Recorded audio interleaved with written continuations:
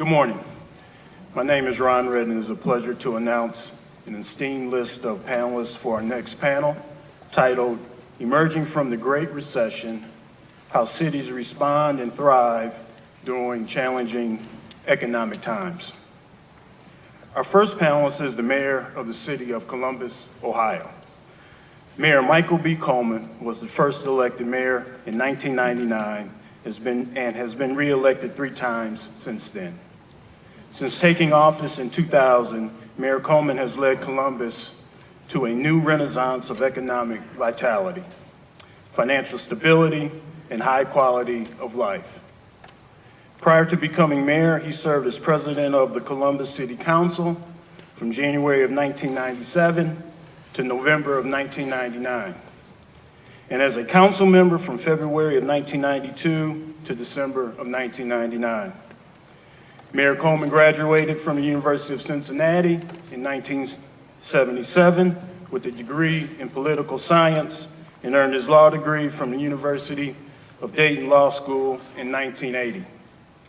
Under Mayor Coleman's leadership, the city of Columbus has been recognized by Forbes as the best city in the country for working mothers, by American City Business Journals for having the 7th best economy in the nation, by NewGeography.com and the Milken Institute as the best city in the Midwest for job growth, and by Forbes News, Forbes, and Bloomberg Business Week as one of the top cities in the nation for college graduates.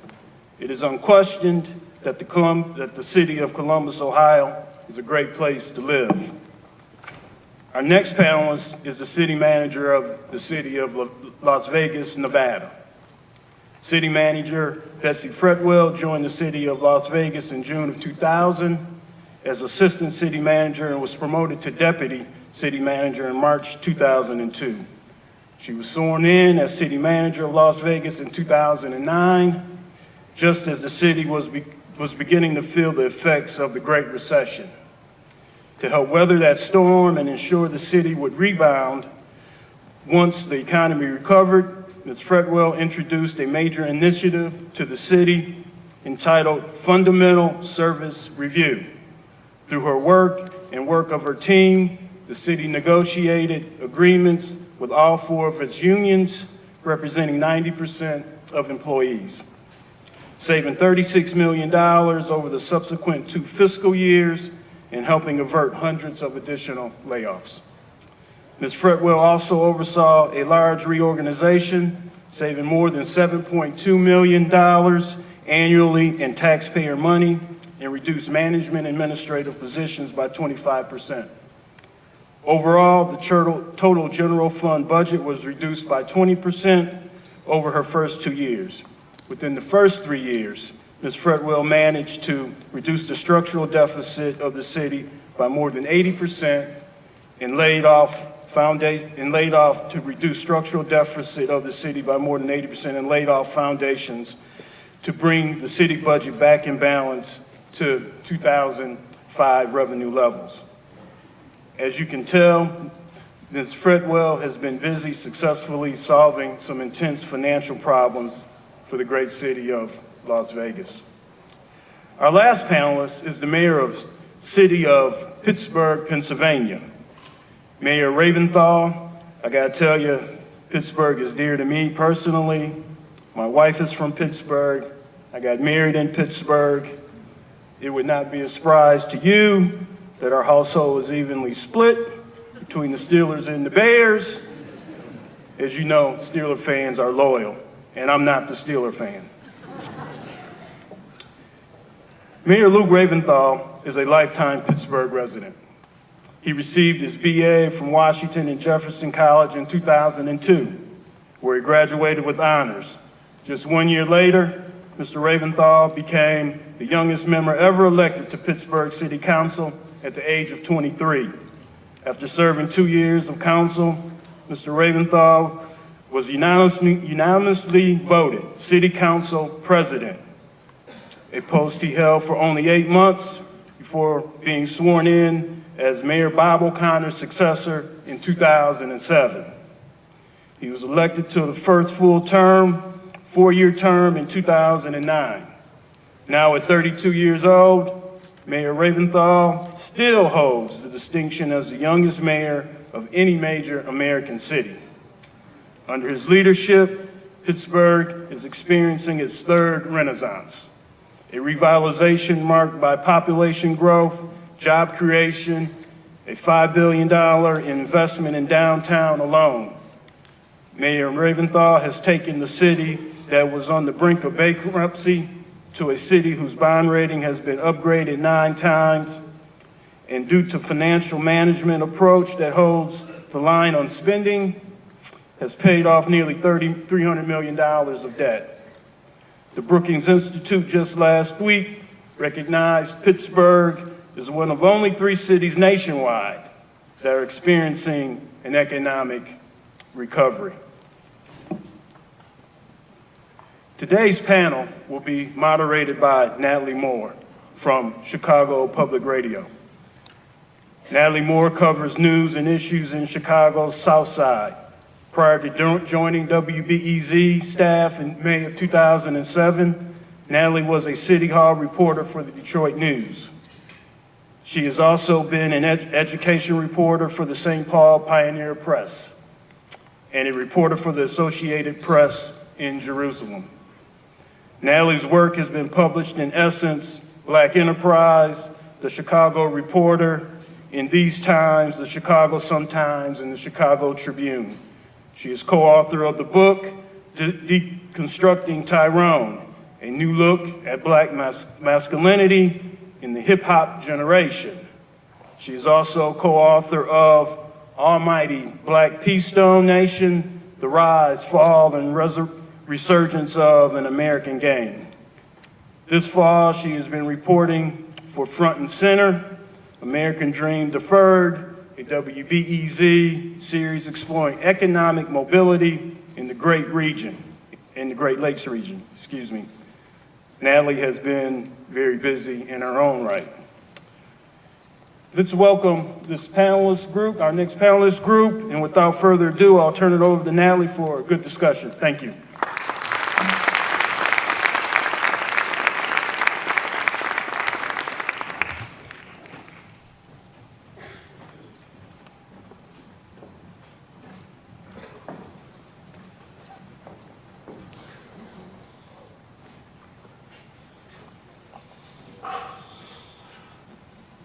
Good morning, everyone.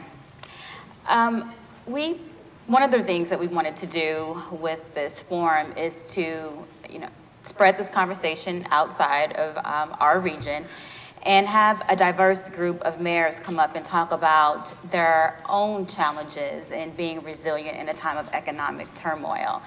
So I don't think most of our audience knows too much about Columbus, Pittsburgh, maybe a little bit more about Las Vegas from leisure trips. But if each of you could give a snapshot of your cities and the challenges and how you have been able to emerge stronger from economic turmoil. Mayor Coleman? Well, first I want to thank you for inviting me to this event. Chicago's a great city. It's great to be here again. First, let me give you a snapshot of the city of Columbus. The city of Columbus is in the center of the state. It's the largest city in the state of Ohio. The next largest city is the city of Cleveland, which is half our size. And then there's the city of Cincinnati, which is 1/3 our size. That did not always, or it used to be the case. Cleveland was one of the largest cities in the country not that very long ago. And Columbus really wasn't on the map. Now Columbus is growing by leaps and bounds.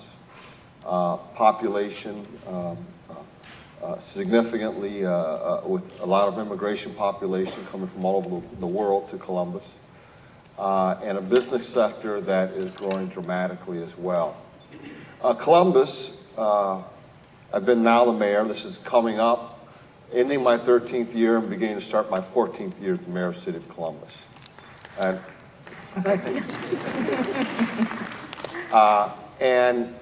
it's a great job, and I'm sure the mayors here will know and say as well that the best job in the country is being mayor of a major city. And that's where the action is. Because with cities represent about 85 to 90% of the gross domestic product of the country. That's where most of the jobs are created. That's where the intellectual capital is. That's where the young people are.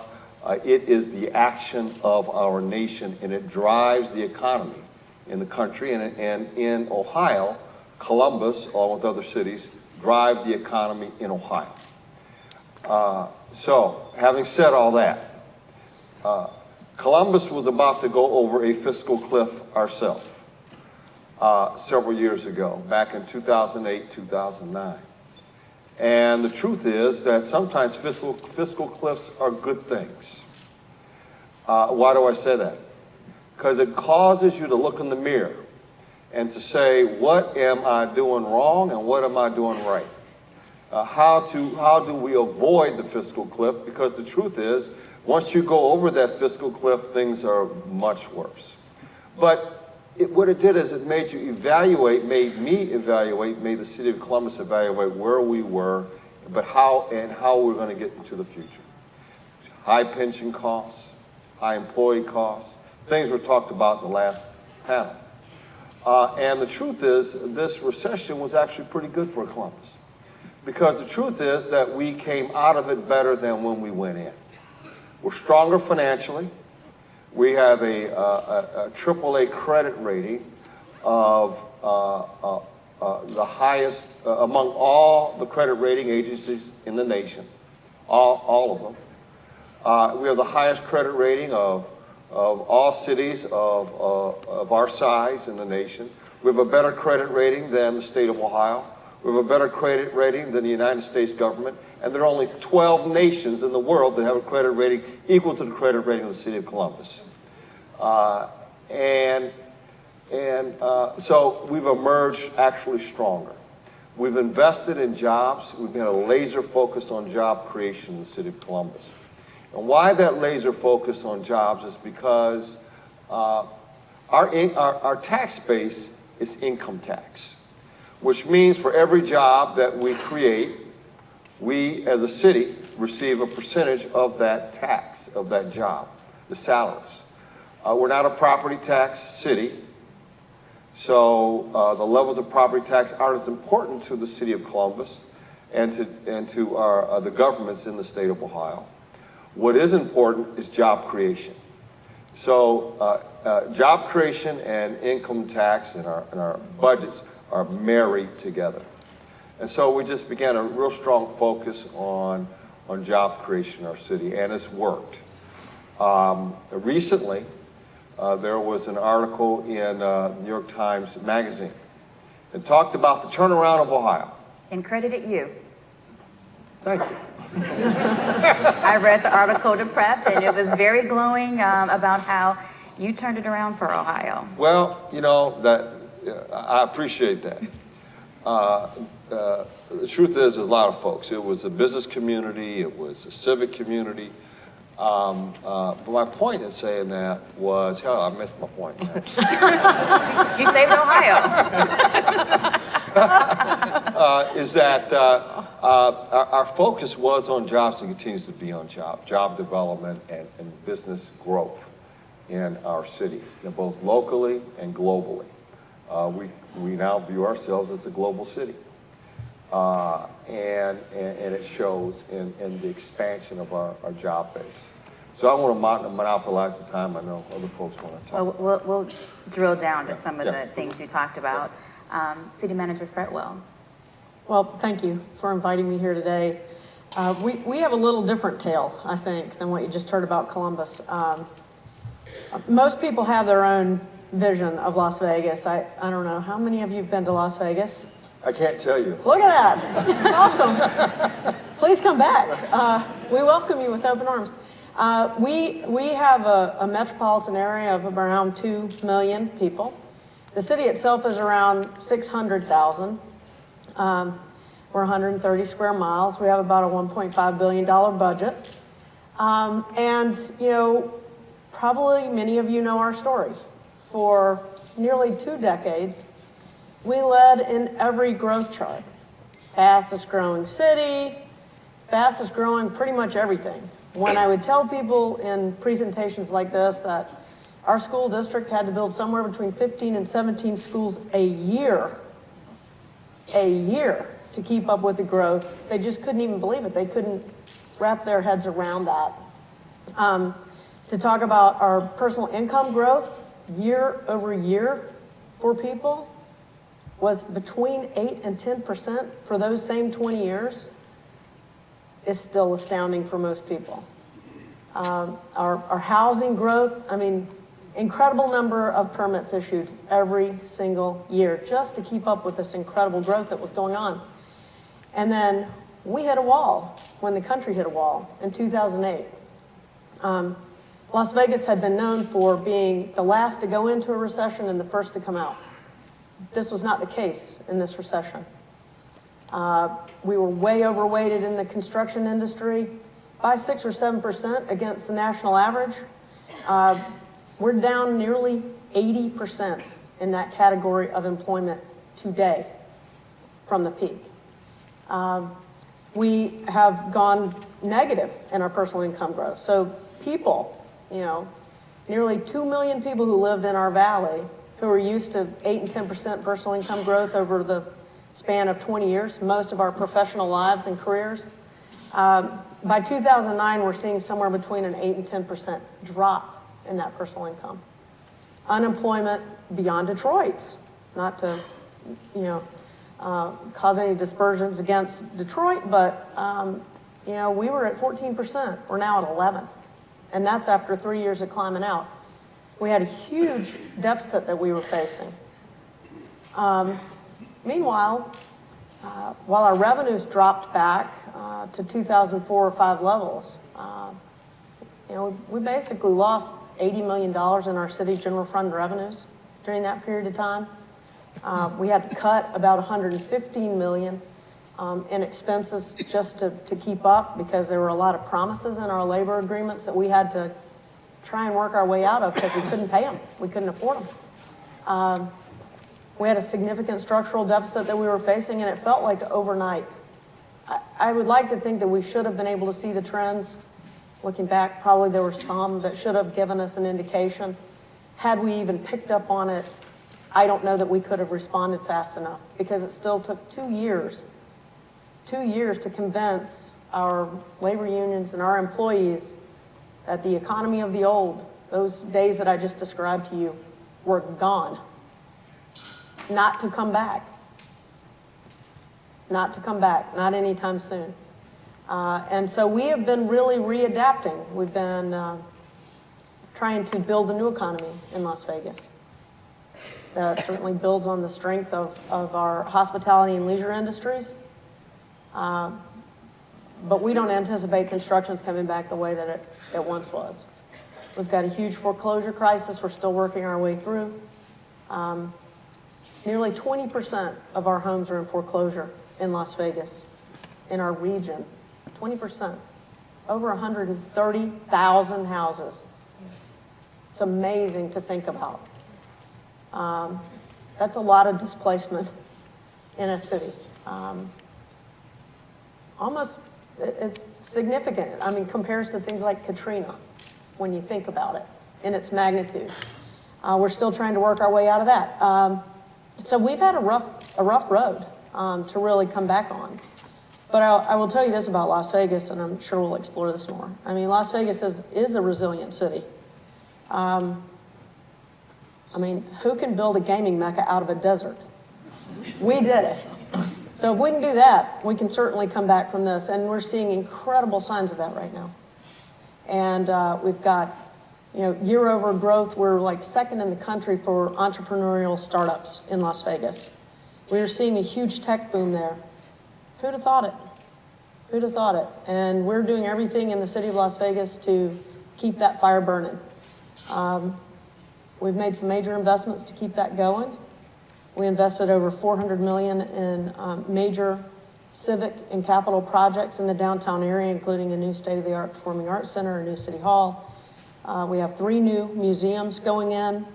We have our first major Fortune 200 company, a little company called Zappos.com that bought our old city hall and are single-handedly, through a private investment of $350 million, investing in education, startup funds, in downtown redevelopment, private money that's helping our city reinvestment really take hold and run the way we need for it to run.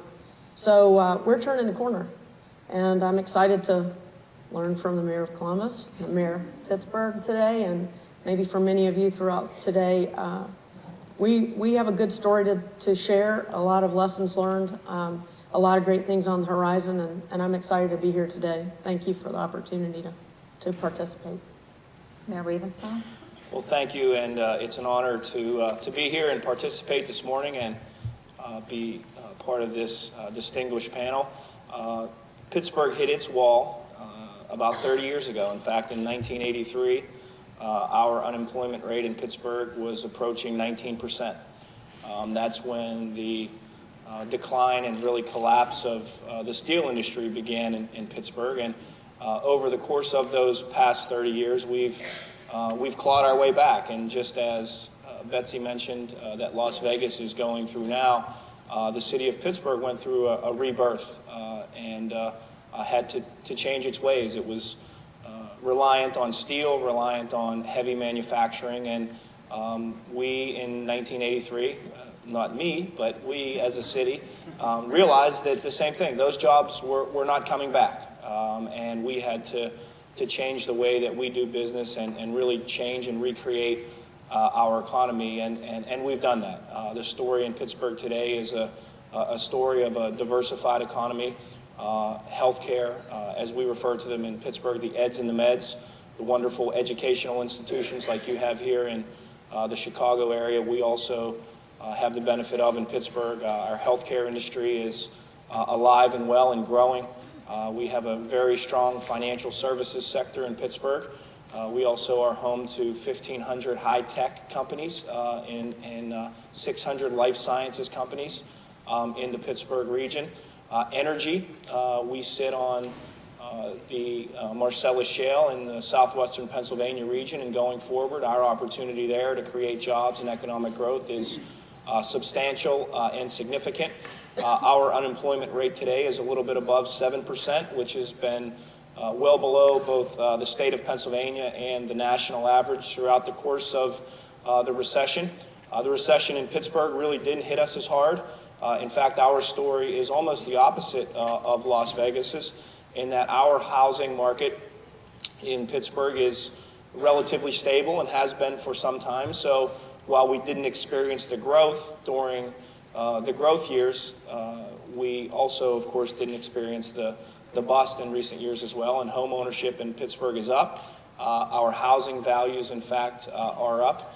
And it's really a great place to live and do business. And I think Pittsburgh now is, as I heard when Mayor Coleman was introduced, being recognized by the very same publications that Columbus is being recognized by for being America's most livable city, great place to start a business, raise a family, retire, visit. You name it, Pittsburgh has been called it over the past couple of years. And I think it really started in 2009 when President Obama handpicked our city to host the G20 summit. And I'll tell you the truth, I don't think I realized when I said we would love to do this what I was getting into. Just from a public safety standpoint and just managing the world's leaders being in your city. The good news is I knew if we pulled off a safe and successful event that the Pittsburgh story would tell itself. And long story short, we did host a G20 summit. We hosted one of the safest summits of its kind anywhere in the world, which we're very proud of.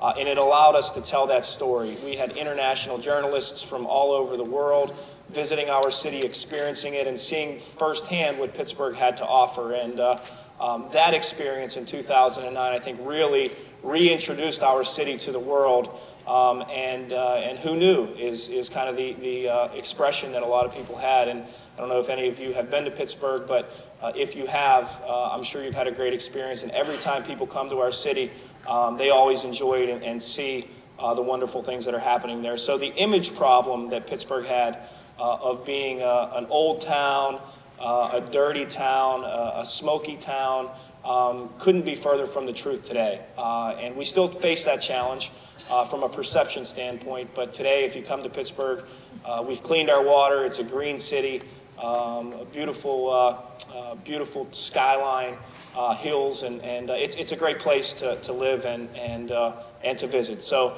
our story is one that we're very proud of, and look forward to discussing it in further detail, and also talking about more specifically from the government standpoint some of the things that have been challenges and also success stories as well. We just heard in the previous panel a whole lot of kicking that pension can down the road.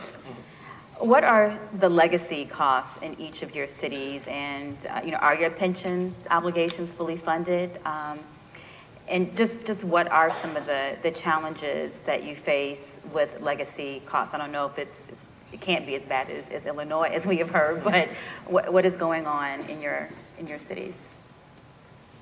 Whoever wants to. I'll start. We in Pittsburgh, in fact, one of the biggest challenges that we face are legacy costs. And similar to Mayor Coleman's story, when I took office in City Council in 2004, the city was declared financially distressed. In the Commonwealth of Pennsylvania, that's referred to as Act 47. And so we had to go through, as Las Vegas has recently, a restructuring of our government.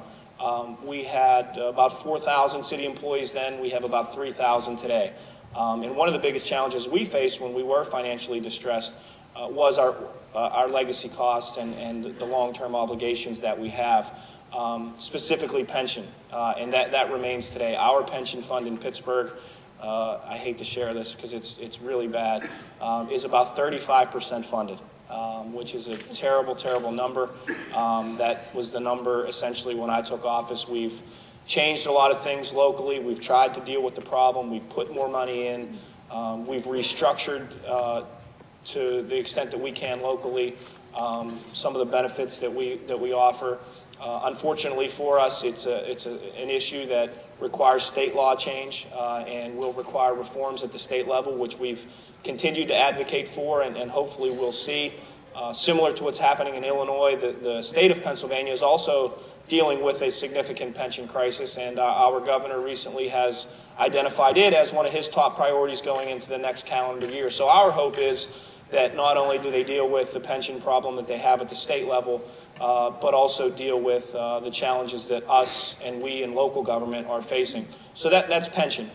Debt is also something that I inherited when I became the mayor. Our debt burden was about $900 million, and to give you an idea of what that meant towards our annual operating budget, we paid about 10% of that in obligation every year. So about $90 million right off the top went towards a debt payment. And our budget was roughly $400 million, right? So almost 25% of our budget every year out the window was going towards debt.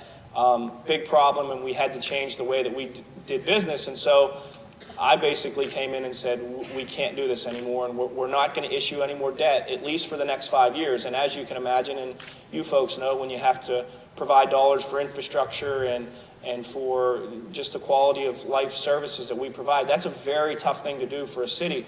But I'm happy to tell you that we did that. We operated under a pay-as-you-go capital budget, using some of the funds from our operating budget to get by. It was difficult, it was tough, but we didn't issue that debt. And today our debt burden is about $600 million. Still significant, but to reduce that in such a short period of time by the tune of $300 million is, I think, a step in the right direction. And just last year we issued debt for the first time in my administration. We were able to do so in a responsible way because our credit rating, not nearly as good as Columbus, but our credit rating went from junk status when I took over as mayor, and it's been upgraded 9 times. So we're in a better financial situation today. Healthcare is another one of our legacy costs that we're dealing with, but that's just quickly a snapshot of what we're dealing with in Pittsburgh.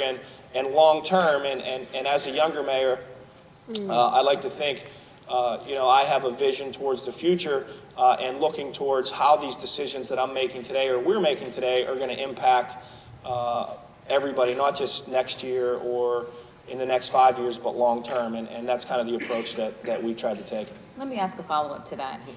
You turned the city around from the brink of bankruptcy. You just laid out what you've done with the debt. You're trying to get the city released from that Act 47. What did the residents feel? You know, what did you have to cut back on? Right.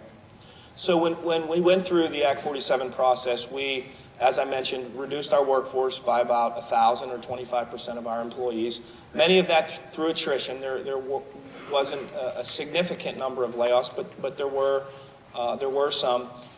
We had to close a lot of swimming pools, for example, in many neighborhoods, which was difficult. Close recreation centers.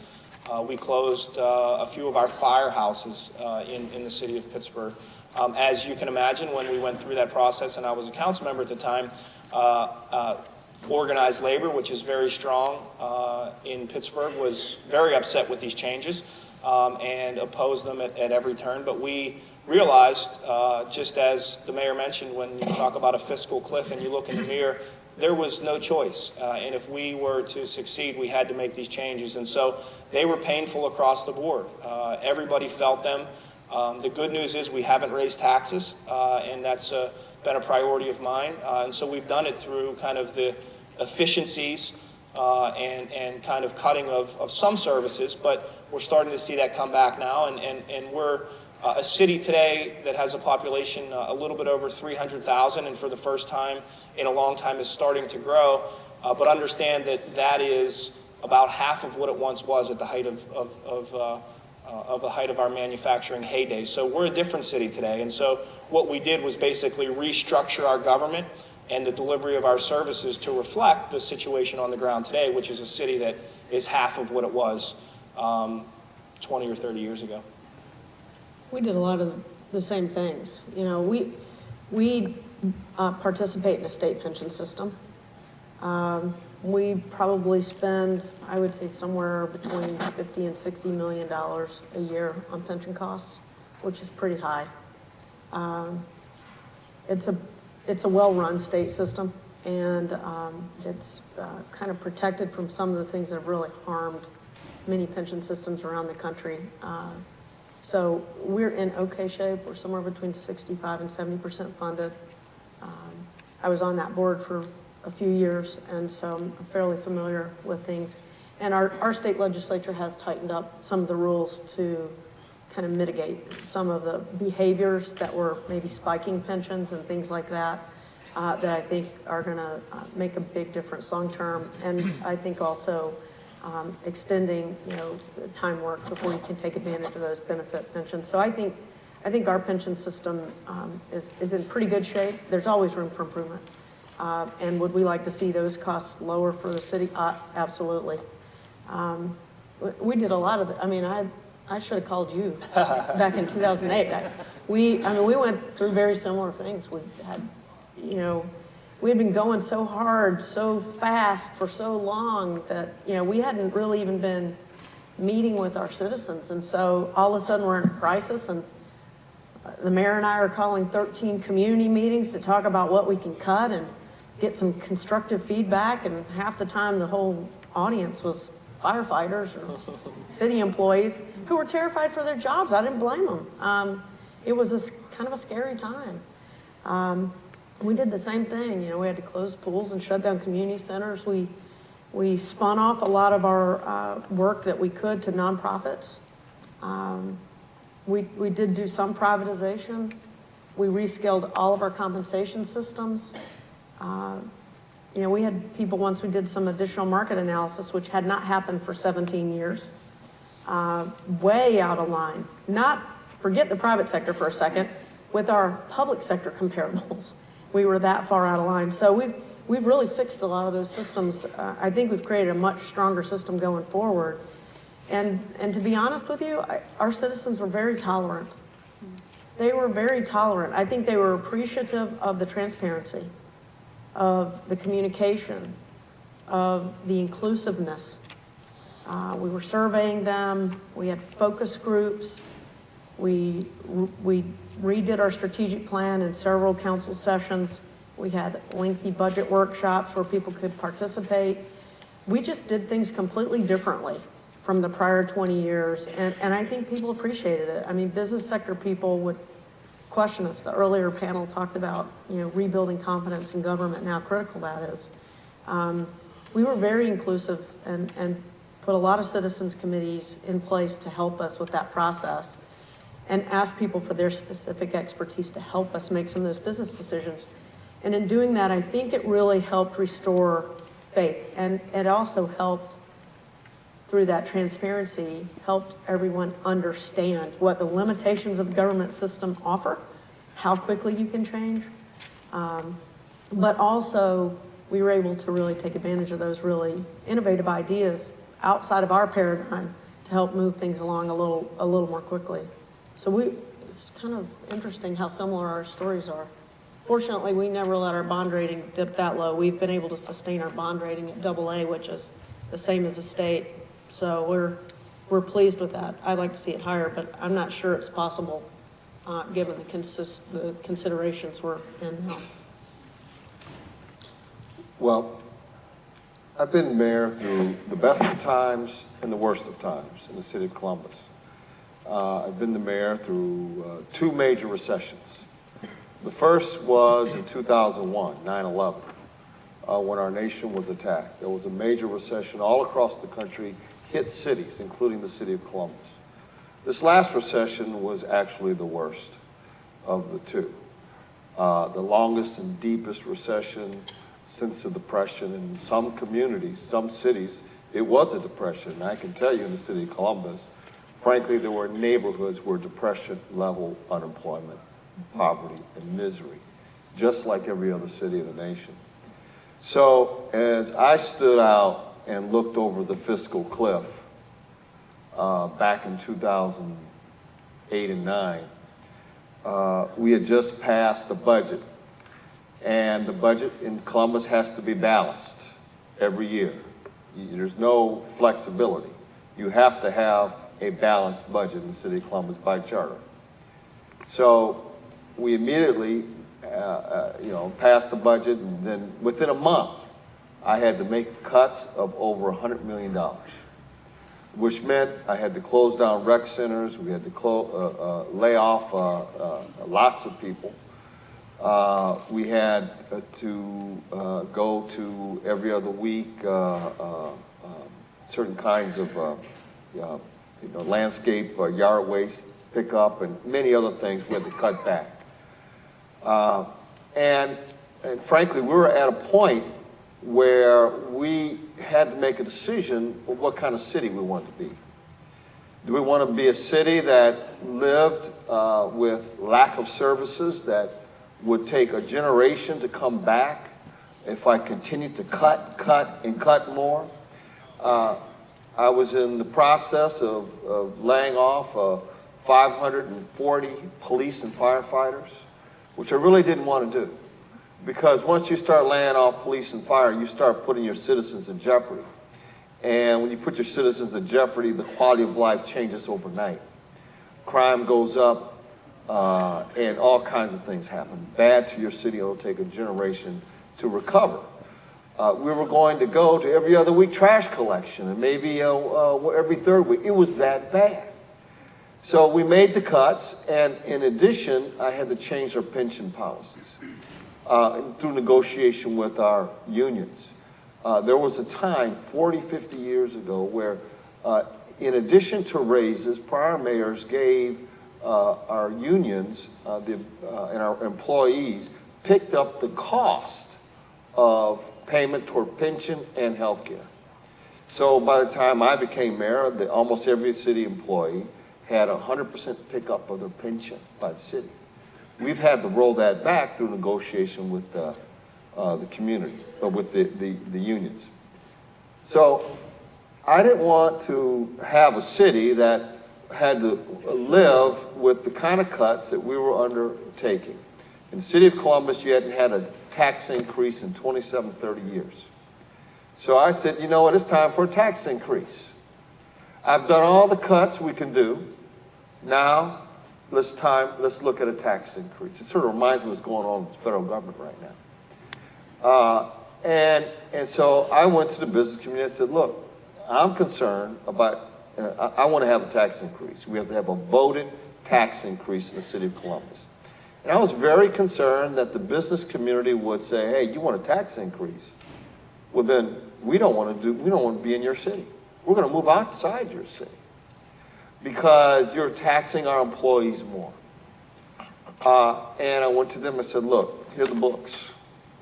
I've cut this, and all these things. And I'm getting ready to cut police. I'm getting ready to cut fire. And I'm going to do these things because we have to have a balanced budget. Excuse me. The business community actually did, they stepped up. They said, not only will we support your tax increase, we'll help fund the campaign to get it through to the public to support a tax increase. This is at the very height of the economic crisis in the city of Columbus, at the very height of it. And the public supported that tax increase. And tell us how much that increase was and how much It was a generated.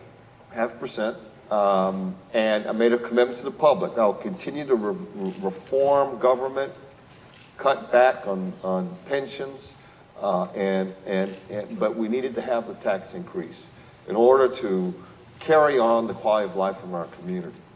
I made a commitment I would save $100 million in pension costs. We ended up saving $210 million in pension costs to this day in forecast. And it has made the difference to our city when we've had a combination of reduction in costs and expenses and greater efficiencies, but also increased revenue. It has changed the paradigm of our community. We are now the strongest economy in the state of Ohio because of the strategy of cuts and increase in revenues. It's made a huge difference to our community.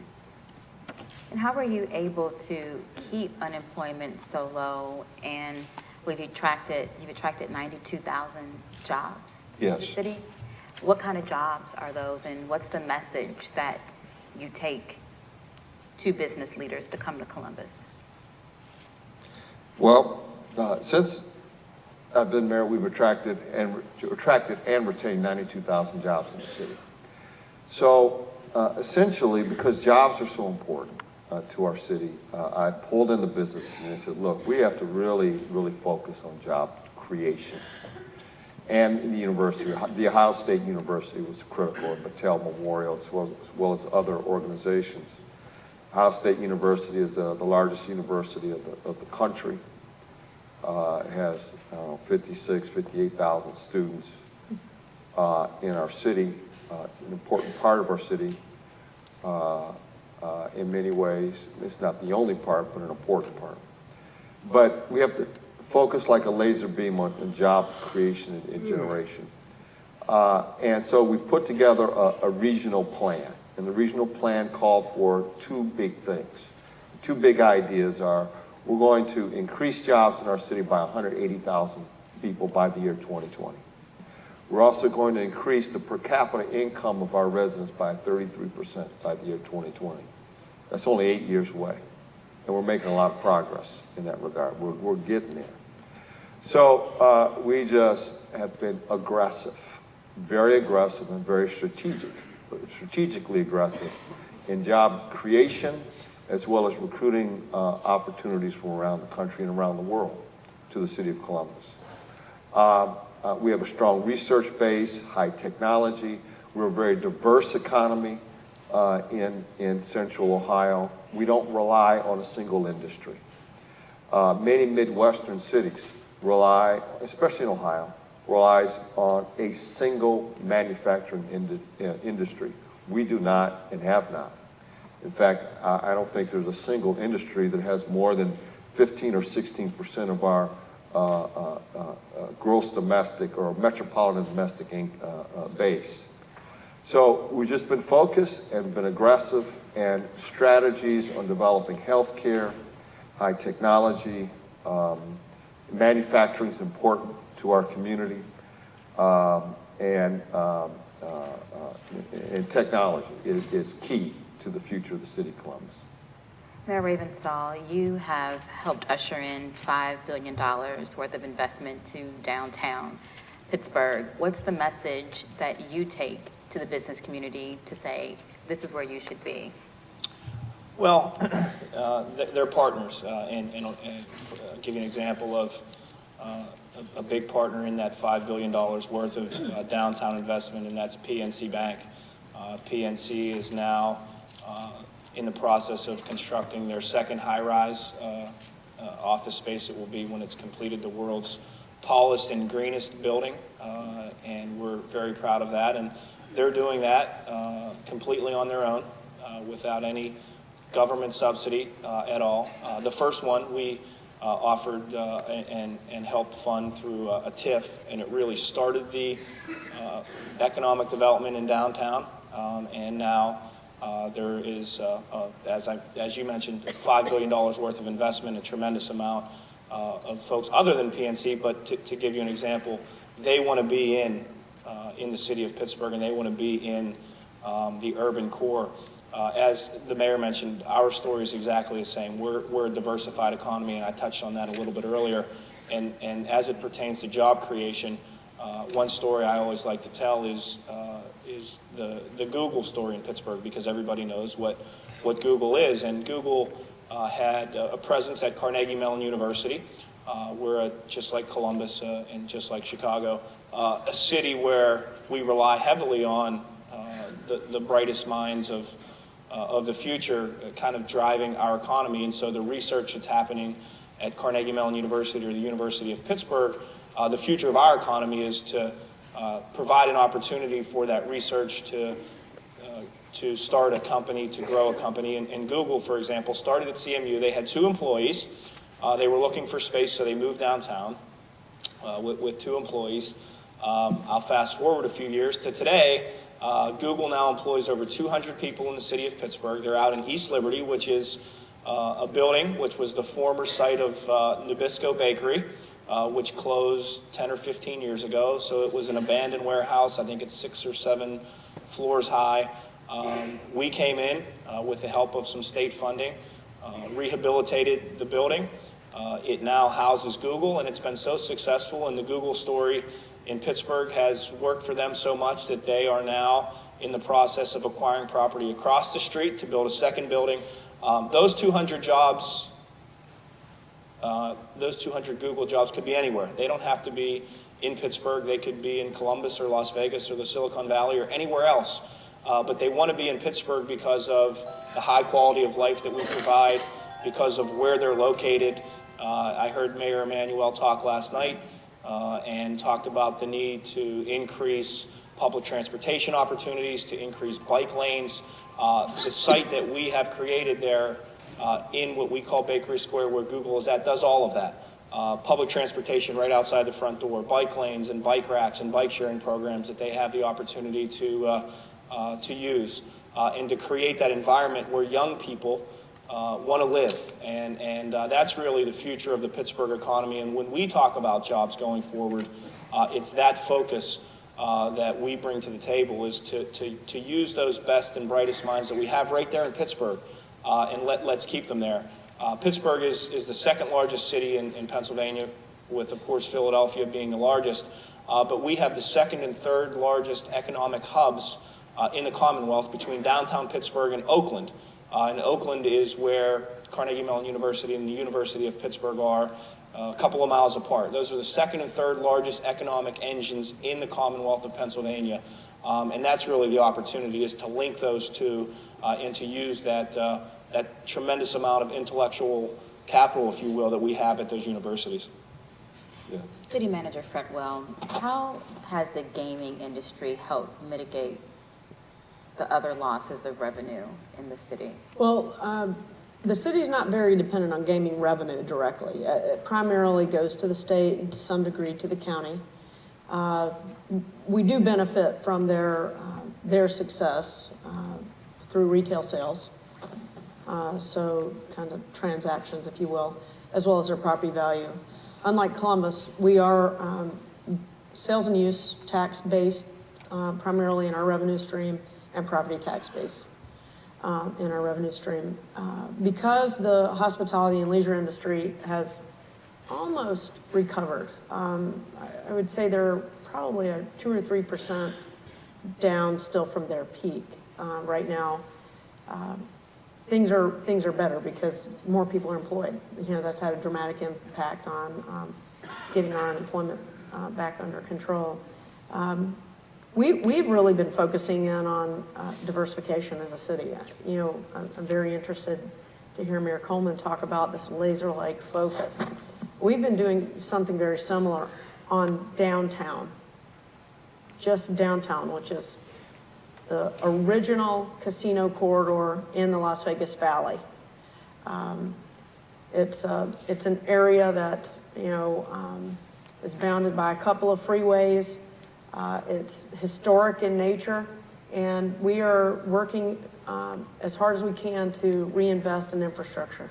And You're also the executive director of the Las Vegas Redevelopment Agency. Right. Well, I've been, over the last year, you know, all other duties as assigned city manager go run and try and help the region fix itself too. We've been working on a regional approach. And so over the last year, we restructured our regional economic development efforts. And that's in part due to some new state laws that allowed us to do that. Well, I say allowed, some could have interpreted as a requirement. You know how that goes. But we did get that done. We've got a new executive director there. We're really excited about that potential. The city of Las Vegas has probably one of the largest economic development focuses in the state. We have about a $20 million redevelopment agency. It's the largest one in the state, focused solely on redevelopment and economic development, including the state's functions. So we've been really putting the pedal to the metal in that area. We made no cuts there. We added staff. We've been trying to really build a business-friendly environment.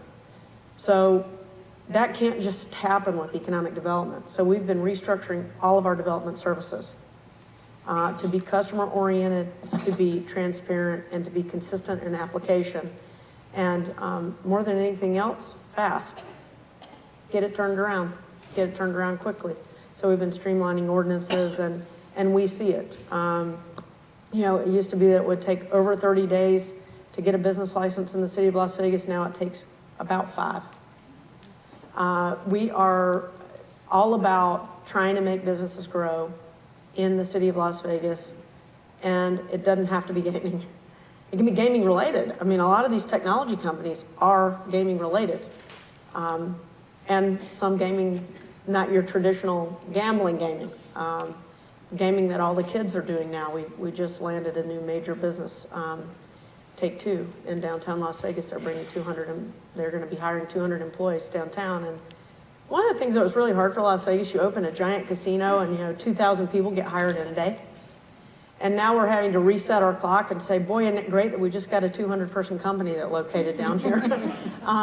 But I'll tell you what, you know, those make a difference, and we're seeing a lot more of those happening now.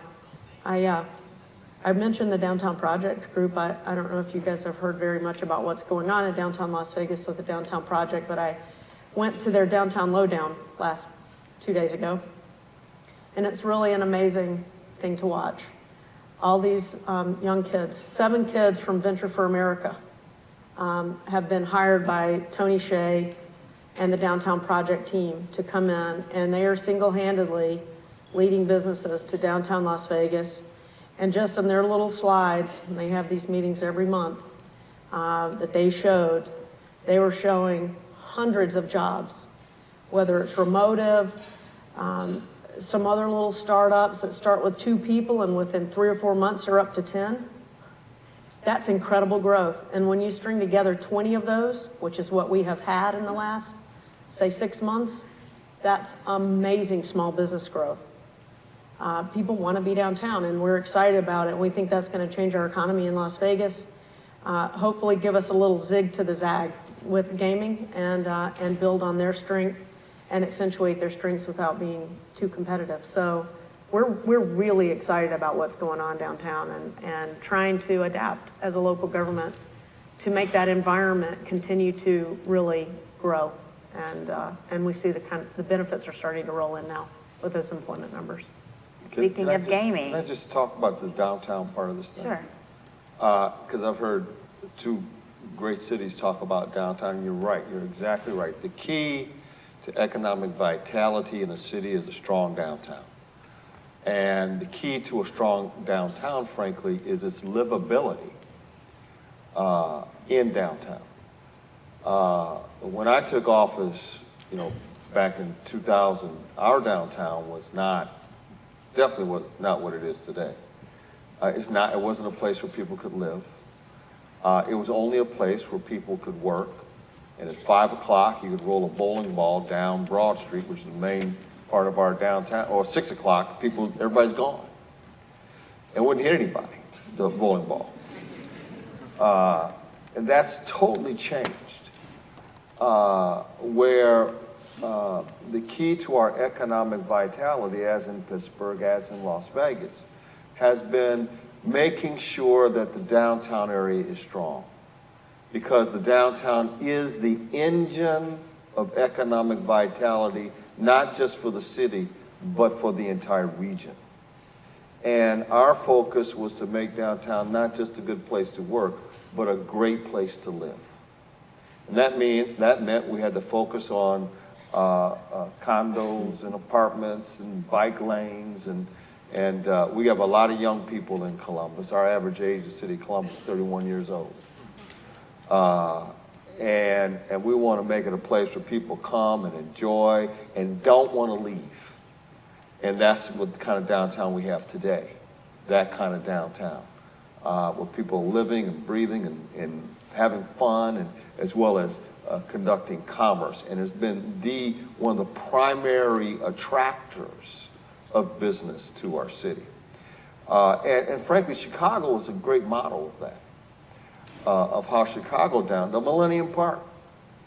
I'm gonna give Chicago a pat on the back, because Millennium Park is a great economic driver. Did you know that Millennium Park is the #1 visitor destination in the city of Chicago? And I came to Chicago, I said, I want a Millennium Park in Columbus. And we sat out and created it. We have it's called Side of Mile in Columbus.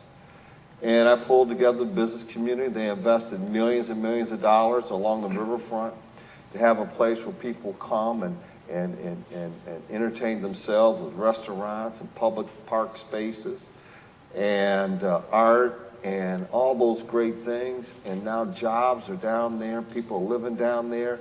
And I live down there. And it's a great place to be.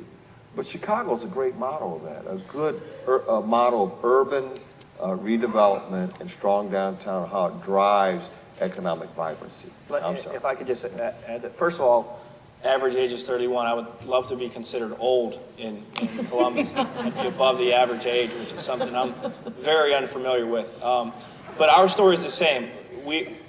In downtown Pittsburgh, Market Square, is and was kind of the center of the Golden Triangle. It was an area that was crime-ridden, that you were afraid to walk through, that you weren't really sure what you were going to experience when you went through there. Anyway, long story short, it wasn't Millennium Park. It's probably not what you have in Columbus. We invested, in the grand scheme of things, a measly $5 million into Market Square. Redesigned the traffic pattern, redesigned the square, opened it up, added lighting, public art. It today is just incredible, and we started this project, I think, 4 or 5 years ago, shortly after I became the mayor, and it has exceeded mine and I think everybody in Pittsburgh's wildest expectations. Restaurants, nightlife, people are there in the evenings, on the weekends, right. And we had the same problem in Pittsburgh. In the world, doesn't it? It really does, and it's just that public space and sense of community. And as you mentioned, I mean, it's been a tremendous economic driver, just in that region, in that part of downtown. And, to think that it was $5 million, not even all of it public money, by the way, foundation money, corporate money, all came together and invested in the square. And it's a great story. We took, actually, one of the biggest problems we had was that our buses went through Market Square previously, and that created a loitering spot, and so we removed the buses from the square. and it's much more pedestrian friendly, bike friendly, and those small really modifications and changes have really been tremendous for that area of town. Did you guys redefine your downtown and all this? Yes. Because I found that's what we're doing. Our downtown is no longer this little, 8-block area. It's now becoming, about a mile in diameter that people are saying that's downtown. We have, it's difficult for us because if you're familiar with Pittsburgh, our downtown is the Golden Triangle and there are 3 rivers and it meets at the point. And so the boundaries are kind of defined by our rivers. However, we have extended beyond the rivers. For example, our ballparks, the Heinz Field and PNC Park are across the river on the North Shore, and that's become a destination. And we're now developing between the 2 parks like we never did before. Across the river on the other side is Station Square. And so we have expanded the boundaries of downtown.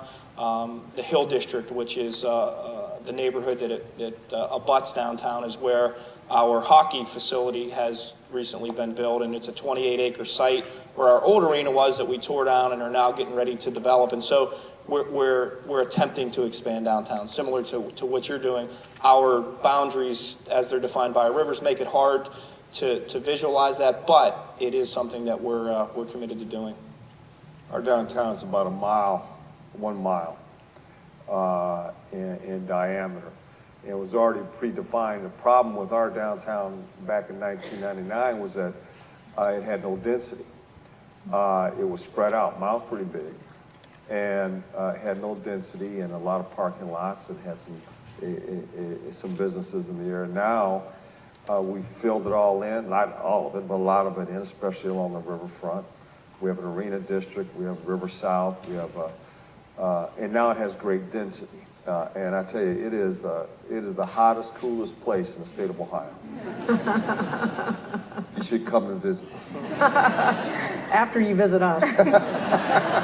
Our time is coming to a close, and I still had a bunch of questions to ask each of you, but I'm going to ask one final question as a closing. You all have all focused on downtown. I used to work in Detroit, and they were really trying to redo their downtown, all the things that you all are talking about.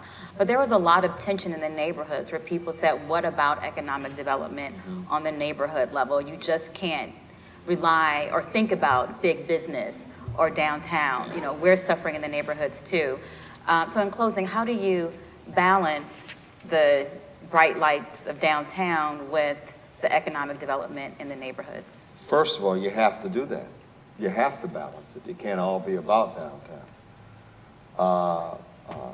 And so when I took office, there was always a split between the neighborhoods and downtown. So I had to set up an idea. The idea is downtown's everybody's neighborhood, and it's all the neighborhood's neighborhood. We're going to make it a neighborhood, and that helped. But in addition, every neighborhood has to have its economic vibrancy as well.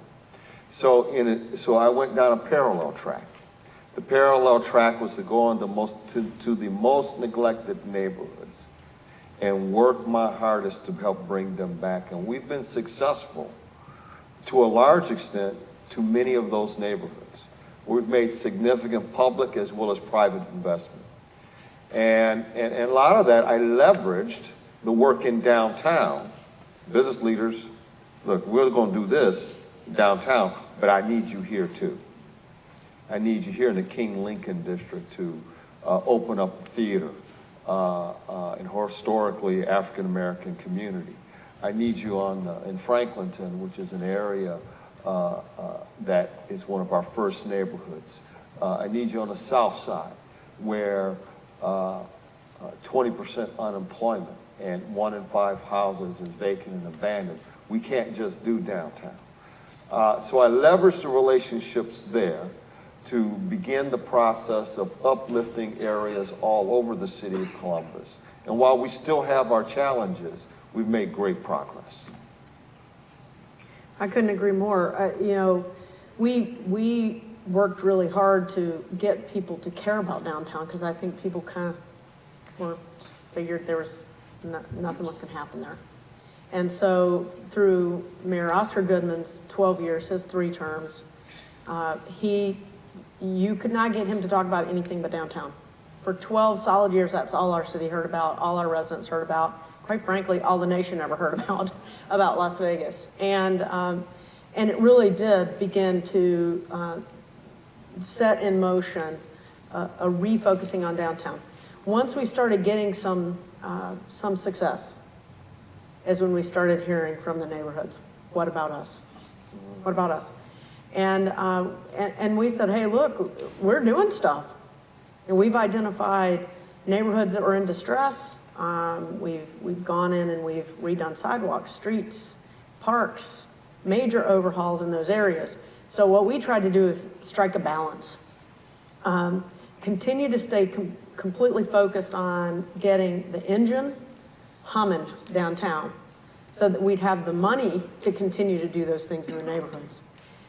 Because the neighborhoods, commercial businesses and things like that, we're doing okay. There are a few areas where we've got pretty high vacancies in the industrial, commercial, retail storefronts, if you will. We are still working on those things. But if we started a program, like we started a quick start program downtown, we created one for the suburbs too. And we said, well, there's a quick start downtown and there's a quick start out there too. So that way, everybody's benefiting. The entire business community is benefiting, and therefore the neighborhoods are then going to see some commercial regrowth as well, in the right way. So we tried to take 2 tracks, but I will have to say they move like this. The problem is that for the first 20 years, during that growth spurt, it was the suburbs that were way ahead of downtown. And so it took a while to get downtown back into a competitive position with the rest of the city. I feel like my staff put you up to that question because it's the same story in Pittsburgh, and you have to have both. First of all, you have to have a strong downtown, and you have to have strong neighborhoods. And Pittsburgh is a city of neighborhoods. We have 90 of them, and so in some ways, and we've always made them a priority. But I think in some ways, just from a messaging standpoint or from a feel the love standpoint, the neighborhoods. Because everything is happening downtown and it's so good that they may feel that they're being neglected. We're of course doing our best not to do that, and we'll continue to do that. One of the things that we have done recently to kind of respond to that and to use the success of downtown to further enhance neighborhood development is the creation of a neighborhood renaissance fund. I mentioned Pittsburgh's in its 3rd renaissance, and so we created the fund from the proceeds that we received. I mentioned earlier the PNC is building an office tower. Well, they bought a whole block to do that. And our Urban Redevelopment Authority, which is the city's development arm, owned 3 of the properties in that block, and we sold them to PNC. And that transaction resulted in a significant amount of proceeds for the city of Pittsburgh, specifically the URA. And so we used the proceeds from that sale to put into a neighborhood renaissance fund, which is now funding neighborhood development projects. We just gave the first 10 grants out a few weeks ago. Grants that range from $10,000 to perhaps upwards of $100,000. So not huge grants, but to make those projects happen, or to design the project, or to design the next phase of the vision plan for that neighborhood, significant investment. And so we're using that success of downtown to further develop and really invest in neighborhoods as well. But at the end of the day, you have to have both if you're going to be a good, vibrant city, a good, strong urban core, the heartbeat of your city, and then also good, solid neighborhoods where people live and go to school and do their recreational activities. So. Well, thank each of you for such a wonderful discussion this morning.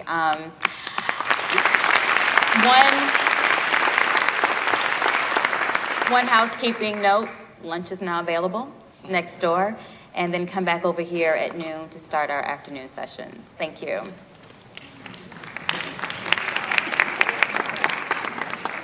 Thank you. It was great to meet you. It was nice to meet you too. Thanks. Thank you. You guys were great. My pleasure, yeah. Mayor, nice talking with you. Thank you very much. Thank you so much.